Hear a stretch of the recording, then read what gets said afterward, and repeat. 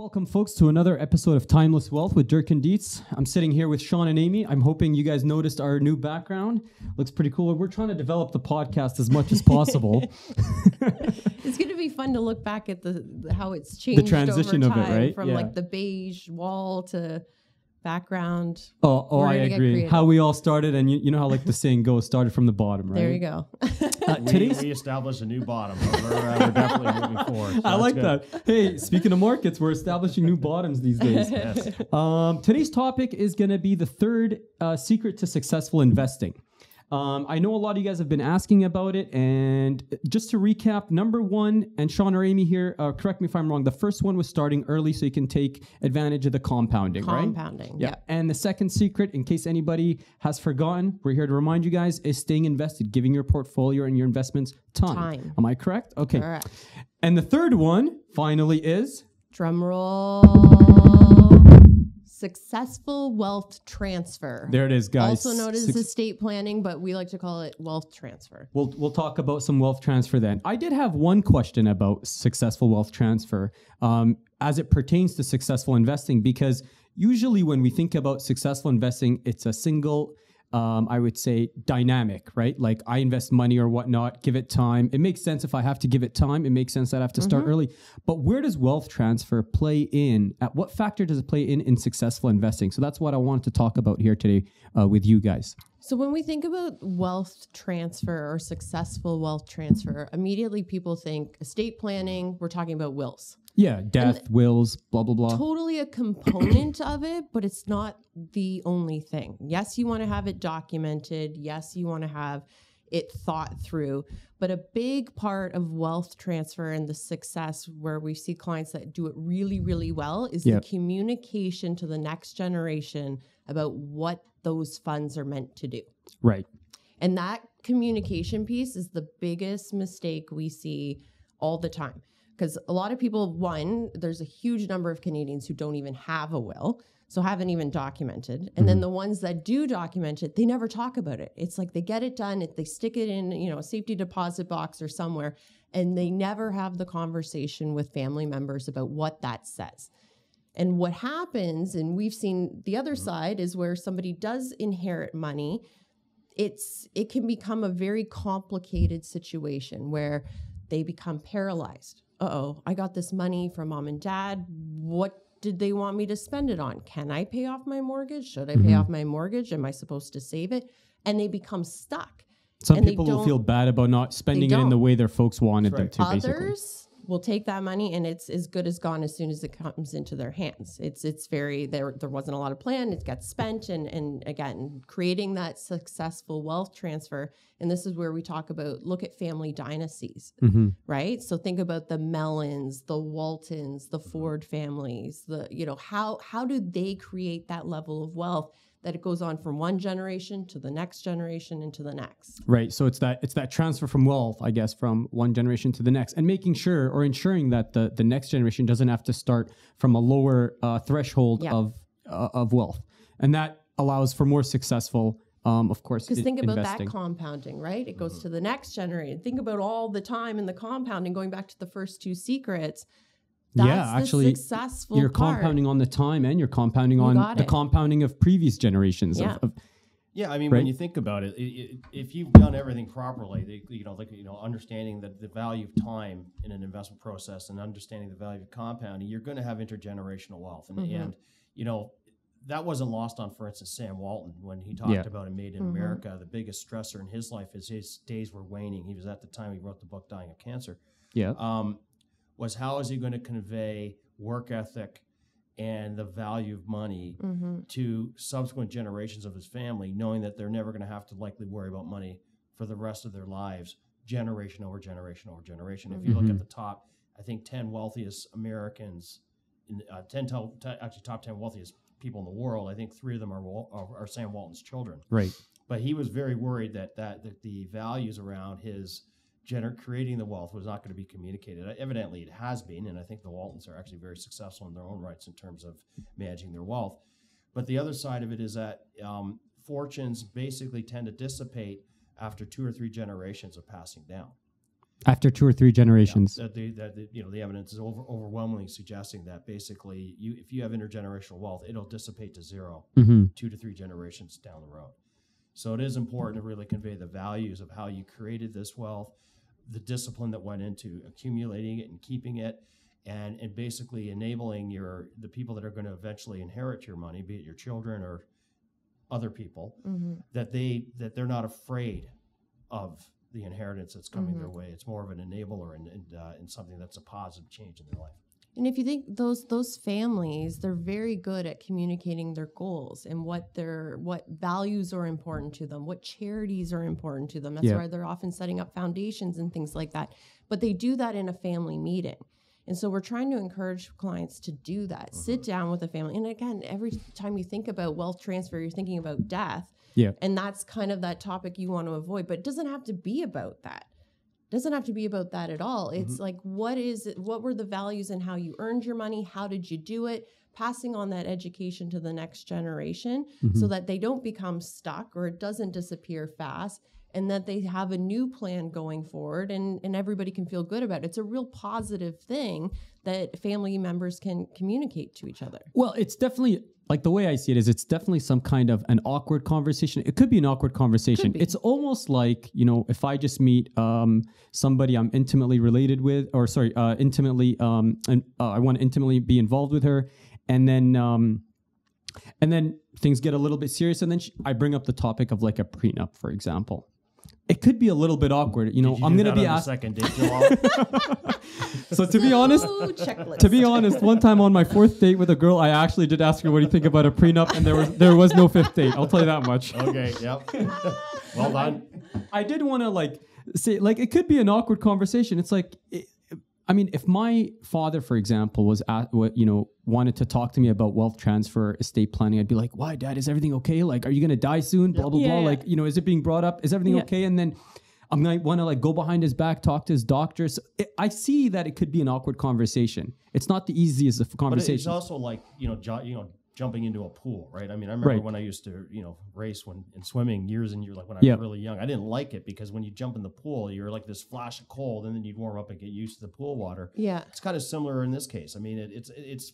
You're right. The entree to a conversation like that can be a little daunting, but equally, I personally love hearing stories about, like my grandparents when they were young, growing up, at the tail end of the Depression, into war, through World War II and so on and so forth. Yeah. You get a sense and a real feel for why they think the way they think. And, and obviously, I grew up in the 70s and 80s. We played a baseball game yesterday and I was thinking, man, the last time I was actually any good at baseball, Reagan was president. And so, you're kind of sitting there. That was a while ago, guys. Yeah. Like, holy geez. Like that's a long time ago. So, so I have my own views around money and how it's shaped and so forth. And it's going to be very different. I remember my daughter went out and bought, a pair of shoes designed by Kanye. Yeezys. Yeezys. Yep. Yeezys is what they are? Yeezys. Yeah. Okay. Yeezys, what is that? How much was she spent on that? I'm like, a lot. There's a lot of conversation around that. Okay. And some of it was awkward, but I meant it to be awkward. So there, you just have to do it and find your own pace, and we can help our clients with that in terms of how to start it. Well, and sometimes you don't have to do it on your own, and oftentimes we'll come into the family meetings. I was just going to ask, where do you guys come into this discussion? Open that up, and we can, some clients don't want to get into specific dollar amounts, which you don't have to. You can still talk broad strokes or big goals and planning. You don't have to get into the specific account, or investment types if you don't want to. So it can be totally catered to the individual. But I think it's a really important thing is to communicate it, because that's where it falls apart. We remember we had one client, he was so diligent. He was very thorough in his financial plan, in his estate plan. It was well documented, well thought out, and it was a blended family, very, very well thought out. Passed away. It all fell apart because nobody knew his intention behind the way he had structured it. And the family members started arguing and fighting, and the whole thing fell apart. Even with all that planning, even with all that organization. There was so much inner fighting and turmoil, and it ended up going through the courts again to get changed and modified. And it was just... That's terrible. He would have been horrified at how it ended, and he was so diligent about it. But the missing piece was the communication. So I have one question, but before I address the question, I want to ask, so one factor of successful investing is having a proper wealth transfer plan. How you're going to transfer that wealth from yourself as the owner of the funds, for example, to whoever beneficiaries you choose, whether it's whether your siblings or your children or whatnot. Okay, so I did have a question. You guys mentioned previously about, I think even with that case that you're saying, passing on the values and why you've made certain choices. Why you made certain decisions. Okay, so my question is this: how does that relate to the fact that times do change? Like the values, for example, that somebody was able to amass a certain amount of wealth or accumulate a certain amount of wealth post World War I, right? Those values may not be as relevant in the 70s or the 80s or even post Cold War, right? The world is a little bit different. The values of people are a little bit different. And in all honesty, I'm pretty sure we can all tell, I think you guys both have children. You can tell that even the values that you grew up with, they're not going to be able to get passed down to your children. Your children are probably going to value certain things that you may not have valued, or they may disvalue certain things that you guys may have valued. So I do understand the importance of passing down the justification or the rationale behind why you've chosen your will to be in a specific way or why you want to transfer wealth in a specific way. But how do you also balance making sure that the next generation is also happy that they're not being forced, I would say, to adopt values that you've adopted? Well, ultimately, it will be their decision at the end, right? Once you're gone and the money's in their hands, they're going to spend it the way they want, right? But ultimately, I think having that communication helps a lot of people become unstuck.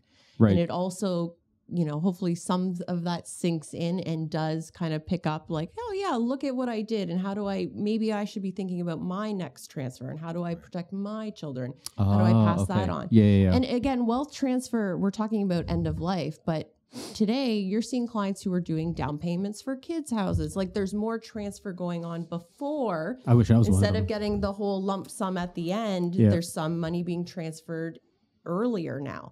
So again, it doesn't have to be at the very end. It could be over a period of time. You don't have this conversation where you say, okay, I'm going to check out in 5 days. I better have it now. It's a process. And it's formative. It's something where you just, you don't have to have a huge, heavy 7-hour conversation one day. It's more starting the process of just little bits and pieces here and there. And I think to kind of address thematically, things might be different 20 years from now versus today, but values are still values.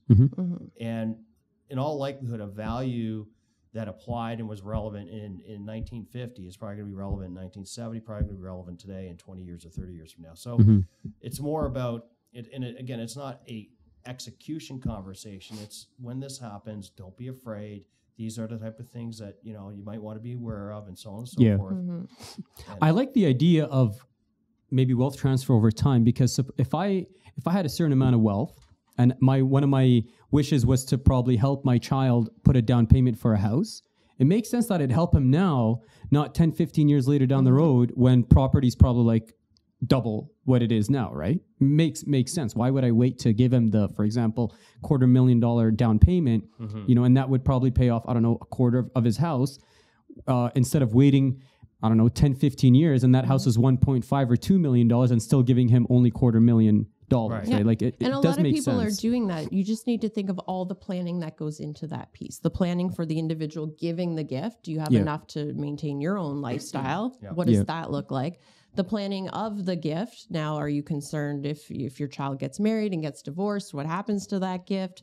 There might be some documents you want to put in place to protect that gift so that it stays with the child should they get divorced. All of that. So it's just having, again, that dialogue and understanding of what it's meant to do and putting it into place. I think having these conversations is almost like you may not want to do it, right? But you should do it. It's almost like the thing that you guys have spoken about over multiple episodes, where the best time to buy sometimes is when it feels wrong to buy. That's the best time to buy, right? I think you mentioned that it's probably one of the worst things to say, but that the best time to buy is when bullets are flying. I think there's a saying. Well, that wasn't my saying. That was Sir No, John I know. Templeton, but No, I know, but I know you quoted it, but it actually resonated with me. I even memorized it exactly. All right.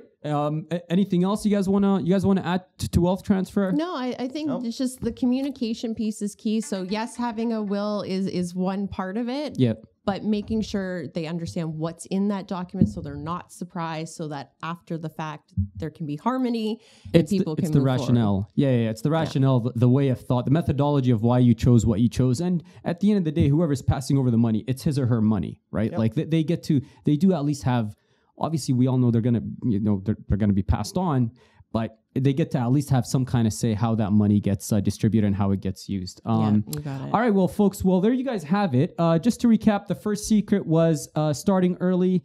The second one, to take your time. The second one was being invested, giving time in the markets. And the third one, as you guys have all been asking, was successful wealth transfer. You got and it. that will ensure that over time, not only you, but even your the generations to come have a good shot at some successful investing. And now it's time to go. And now it's time to go.